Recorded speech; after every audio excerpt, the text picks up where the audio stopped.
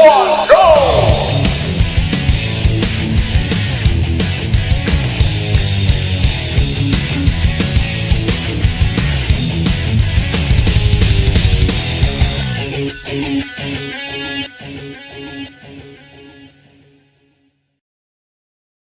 Good afternoon, ladies and gentlemen. My name is Jose. I am the 8th Paladin, and you guys want to know what I want to talk about? What? Sonic Adventure! Alright, calm your booty cheeks, everyone. Yes, I'm going to be talking about Sonic Adventure because, yeah, who hasn't talked about that before?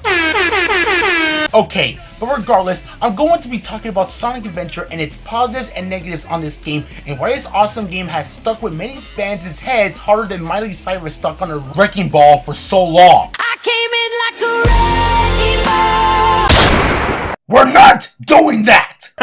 Like I said, I'm going to be talking about the pros and cons on Sonic Adventure and hope to see if this game is worth playing in our current present. Let's so that this game won't trigger anybody, especially SJWs, although that would be pretty funny. Okay, enough. Anyways, let's get on to the video, shall we? Yeah, man. So anyways, Sonic Adventure was first in development in 1997 with the members of 20 people alongside Takashi Iizuka and Yuji Naka, who sadly left Sega with Square Enix. Sonic Adventure was kept secret from the public until December 23rd, 1998 in Japan, 2 days before Christmas. Eventually, the game will be released in September 9th, 1999 in North America and in September 23rd, 1999 in Europe, which makes me feel so sorry to the Europeans getting games so late. But anyways, Sonic Adventure came out on the Sega Dreamcast. You know, the console that you most likely throw out in the trash the next day for how the console is. Regardless, the game begins with the intro with the city being destroyed by a water creature, which comes out to be an evil monster known as Chaos. You know, that monster from the Knuckles clan that turned out to be a mutated child and basically killed every one of the echidnas because they're freaking holes. Oh yeah! Anyways, the intro presses on with Sonic and his friend as well as Dr. Eggman and then the game begins to play as we play as our favorite characters Sonic, Tails, Knuckles, and newcomers E102 Gamma and... Anyways, we start playing as different characters, but it can't be unlocked until you progress throughout the story. Now, I won't go into full depth of each character's story, so I'll make this very short and quick without having to smoke cocaine. So on Sonic's story, Sonic goes after Dr. Eggman to stop him from taking over the world. Of course! Tails' story opens with him tagging along with Sonic like a child running towards an oven. However, the big change in his story is that Tails learns to actually defend himself and for others without the need of Sonic, which is actually very good character development on his part. Isn't that right, Sonic Forces? Knuckles' story involves him trying to find the pieces of the Master Emerald to put back on Angel Island. So awesome. Amy's story has her finding her bird and tries to help find its family while also avoiding a robot that wants her booty so badly. It's raping time. 102 Gamma is about escaping Eggman's control. Thanks to Amy, he was able to free his robot brethren from Eggman's grasp, then fighting Beta, in which he and Gamma suffer a bad case of death. Of course, there's Big the Cat's story. Froggy! Enough of that! Anyways, Big's story involves him catching his friend Froggy over and over and over and over and over and over and over and over and over and over and over and over. Okay, look, Big's story is terrible. I like Big, really, I do. But the main criticism that people have with Big the Cat is his gameplay. But I'll get back to that later. So once all 6 stories are done, as well as that piece of story from Big's side, what the fuck? You unlock the last story segment, and you guys know how it goes. Chaos betrays Eggman, absorbs the negative Emerald's energy. Sonic's friends give Sonic the Chaos Emeralds, use the positive Emerald's energy to go Super Saiyan. Rip up. Pwn's Chaos, Chaos is the call. Oh, forgot to mention about her, but hey, who gives a Got it! Goes back in time, and Sonic and Co live happily ever after. Except for the city, which is kind of destroyed, but hey, like I said, who gives a Yeah, that was the story of Sonic Adventure in a nutshell. Now, in terms of the dialogue and writing in the story, it's cheesy and Saturday morning cartoonish, but with some character development into the sauce. But to me, that's how I like it, as long as the story and characters are fun-loving, likable, and at times relatable to keep me entertained. Then bruh, I'm satisfied. Yeah, boy! Now that we got the story out of the way, let's talk about the music. The music was composed by Fumi Kumatani, Konichi Takoi, Masaru Setsumaru, and of course, the most talented one of them all, Jun Sonoe. Jun Sonoe, aka the best Sonic composer ever, aka our Lord and Savior, has done an amazing job in composing the soundtrack for this game. Boy! This delicious genius is responsible for making Open Your Heart along with the singer Johnny Joeli, who may I say is handsome, oh Lord almighty! Jun Sonoe along with the other composers have done amazing work in making this soundtrack. It's a mixed genre soundtrack that fits well in the Sonic game, unlike some Sonic games out there! Regardless, it's well made and you can totally bump your head to this while dabbing like a hype man. No matter what type of music you guys like, Sonic Adventure soundtrack has you covered. You got your rock, jazz, rap, techno, hip-hop, dubstep, okay, maybe not the last one. Like I said, no matter what type of music you guys like, Sonic Adventure has a lot of music for you guys to enjoy. Okay, well not everything.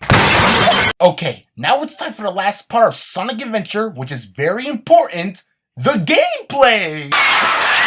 Oh yeah, if there's one thing Sonic fans always, and I mean always, come back to with this game, is definitely the gameplay. For anyone who hasn't grew up with Sonic Adventure, what are you doing with your life? But on a serious note, Sega and Sonic Team managed to flesh out Sonic's gameplay from the classic 2D games into 3D, and it worked so well. Well, most of it anyway! Alright, you guys know what's coming, and oh it's gonna be interesting. Oh no! Shut your f***ing mouth! The gameplay in Sonic Adventure focuses depending on the character and their abilities, along with some power-ups that are given to each character. Let's break it down. Sonic has him running and jumping along with him using his ball-busting spin dash. Tails has him flying for a short amount of time and performing attacks with Tails. Plus, you also have to beat Sonic to the end of the goal. I'm fast as f***, boy!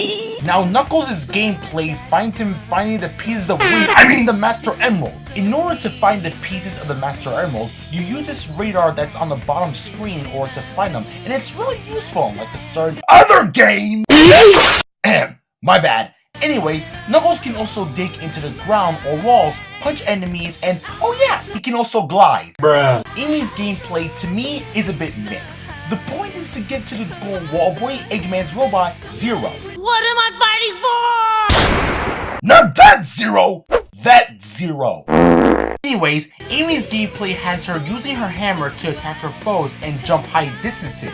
She can also spin while using her hammer, but you need to find an upgrade somewhere in the game. However, there is one problem I have with Amy. Not that she's a bad character, she is pretty cool, but there's one little thing I dislike about Amy's gameplay. She's so slow! I understand that Amy is not as fast as Sonic, but she can run as quickly as Tails and possibly Knuckles. Seriously, she can even run up walls real fast! For some reason. Regardless, she was fun to play, and her story is good that made Amy feel more likable and independent. Now for the newcomers, E102 Gamma has them blasting robots, bosses, Sonic dolls, Knuckles dolls, and oh god, no! Okay, so Gamma involves shooting things while under a time limit, which makes no f***ing sense, mind you, ever since the first time I played this game. And lastly, we have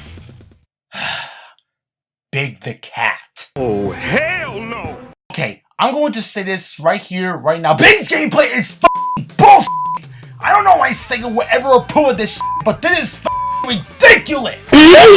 Now, I've been hearing rumors saying that Big's gameplay was based off on another Sega game called Sega Bass Fishing. What the fuck? I know, it's weird, but whatever. Sega and Sonic Team put it in the game, so blame them. I know that Big's gameplay isn't good, but I really do like his character. I mean, this dude went to save his friend from different locations. He went out to the streets, into Ice Cap, and a f***ing airship to get his friend back. Dang, Big, you have some f***ing balls! Oh my god, he's so goddamn cool! Alright, so once you manage to complete all 5 stories in one bad story, you will be able to play as Super Sonic.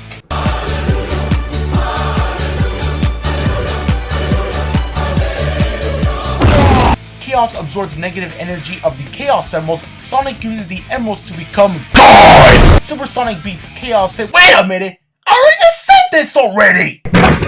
Okay, you know what? F it. Let's just get to the conclusion. So, how does Sonic Adventure hold up? Well, for the negatives, I don't like the weird animations, I didn't like the world map and how bloody boring it was, and of course, I hated Big the Cat's gameplay! Now, I know what some of you guys are going to say in the comments. Yes, I know that it was the 90s and the Dreamcast technology was very, and I mean very limited, but there are several games on the Dreamcast that managed to push the console to its limits, like Resident Evil Code Veronica, Jet Set Radio, Skies of Arcadia, and even Shenmue that the game's development cost over 70 million US dollars? Holy shit.